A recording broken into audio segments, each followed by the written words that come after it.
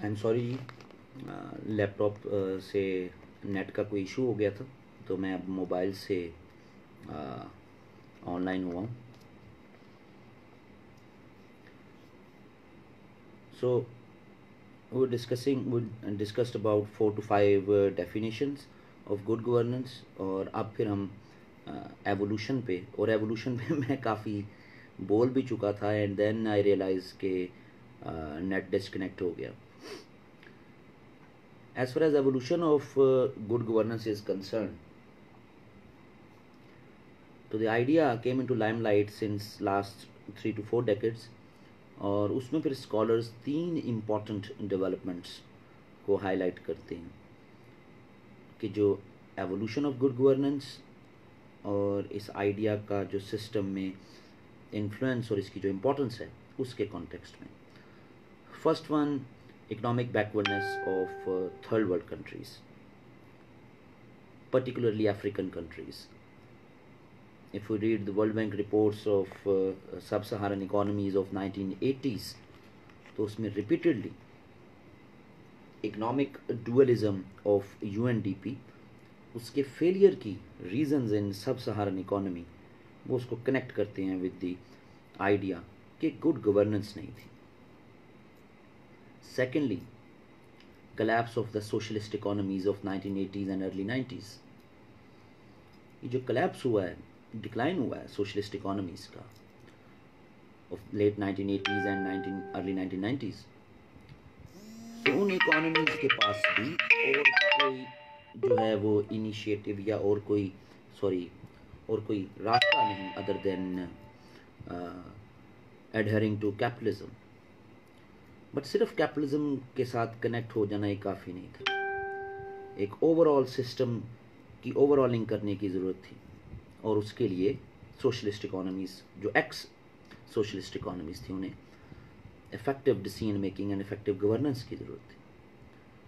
और जो तीसरी डेवलपमेंट फिर कनेक्ट की जाती है with good governance, that was Arab spring. Interestingly, Arab spring was not only about democracy. तो इसके लिए स्कॉलर्स मेंशन करते हैं democracy as well as governance. So Arab spring का भी सबसे बड़ा स्लोगन जो है वो स्कॉलर्स के नज़दीक वो गुड गवर्नेंस है. सो ये 3 बड़ी developments pertaining to evolution of good governance.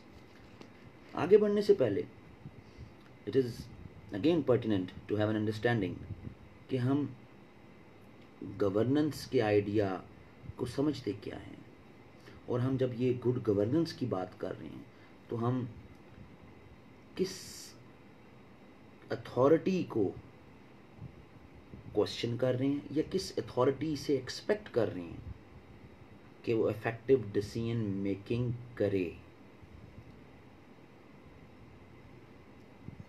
Now, idea of governance is as old as human civilization, and it is linked with the evolution of humanism.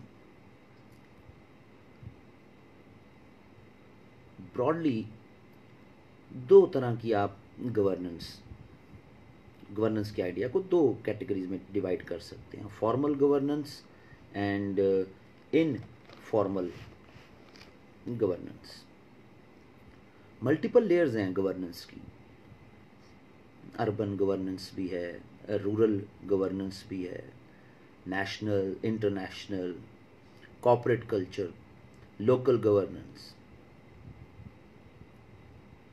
तो ये फॉर्मल होगी या इनफॉर्मल होगी.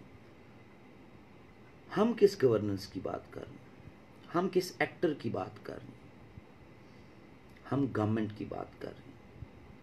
Government is the most important actor, और definitely जब हम government की बात कर रहे हैं तो हम फॉर्मल गवर्नेंस में फॉल करेंगे, उस पे बात करेंगे. So as an idea of governance वो 2 हिस्सों में तकसीम है, फॉर्मल एंड इनफॉर्मल. और हम उस फॉर्मल में फिर स्पेसिफिकली गवर्नमेंट्स के कॉन्टेक्स्ट में बात करेंगे. गुड गवर्नेंस किसी मल्टीनेशनल कंपनी की गवर्नेंस नहीं हो सकती, गुड गवर्नेंस किसी एनजीओ का इफेक्टिवली डिलीवर करना, उसको गुड गवर्नेंस नहीं कहा जाएगा। गुड गवर्नेंस को स्पेसिफिकली उस अथॉरिटी के डिसीजन मेकिंग और उसकी